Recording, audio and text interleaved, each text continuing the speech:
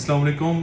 15 अक्टूबर 2025 FBR ने एक बार फिर अपनी इनकम टैक्स रिटर्न फाइल करने की लास्ट डेट को बढ़ाकर 31 अक्टूबर 2025 कर दिया है। वैसे तो 30 जून पे टैक्स ईयर जब खत्म होता है तो एफबीआर ऑब्वियसली 90 दिन का टाइम देता है कि आप अपनी टैक्स रिटर्न फाइल कर सकते हैं, लेकिन पिछले चंद सालों से हम देखते आ रहे हैं कि एफबीआर मिनिमम 1 माह का इजाफी टाइम देता है टैक्स पेयर को कि आप अपनी रिटर्न फाइल कर सकें। अक्सर ये लोग सवाल भी करते हैं कि एफबीआर 3 माह की बजाय एक ही बार 4 माह का टाइम क्यों नहीं देता।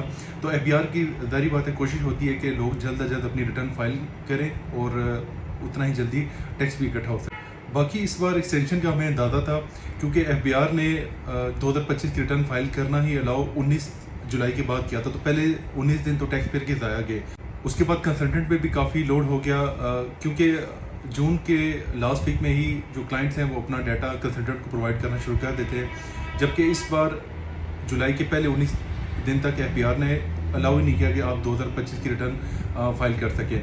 तो हमारे लिए भी काफ़ी चैलेंज था, काफ़ी लोगों ने जो है वो गिले शिकवे भी किए और गिले शिकवों का जवाब हमने खामोशी से दिया। खामोशी का हरगिज़ ही मतलब नहीं था कि हमें पता नहीं था कि क्या हम ये रिटर्न कर पाएंगे या नहीं कर पाएंगे।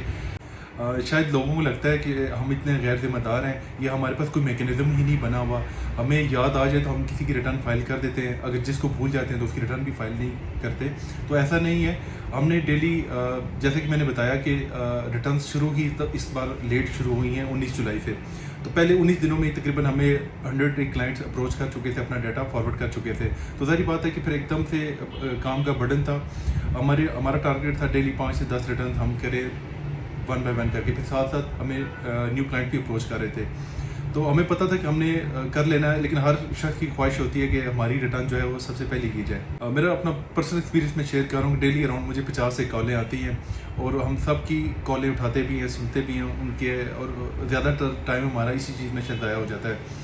अब हमारे पास सोल्यूशन ये भी था कि हम रिटर्न जो है वो पार्ट टाइम कंसल्टेंट की तरह खुद से ही वैल्यू फिगर डालें और बस उसको करते जाएं, या फिर प्रॉपर चार्टर्ड अकाउंटेंट फर्म्स की तरह जो है या तो हाईली हम चार्ज करें तो खुद ब खुद ही जो हमारे क्लाइंट्स कम होते जाएं और थोड़ा काम करें। तो हमारी कोशिश थी कि हमने कम पैसों के अंदर अपने जो है ना ज़्यादा से ज़्यादा आपको टाइम दिया है और अपनी बेस्ट सर्विसेज दी हैं और इंशाल्लाह आगे भी देते रहेंगे। बाकी अगर पिछले सालों में से किसी की रिटर्न हमारी वजह से रह गई हो, कोई हमारी वजह से लेट फाइलर हो गया हो, तो काइंडली कमेंट सेक्शन में लाजमी बताएं ताकि बाकी लोगों को भी पता चल सके। शुक्रिया।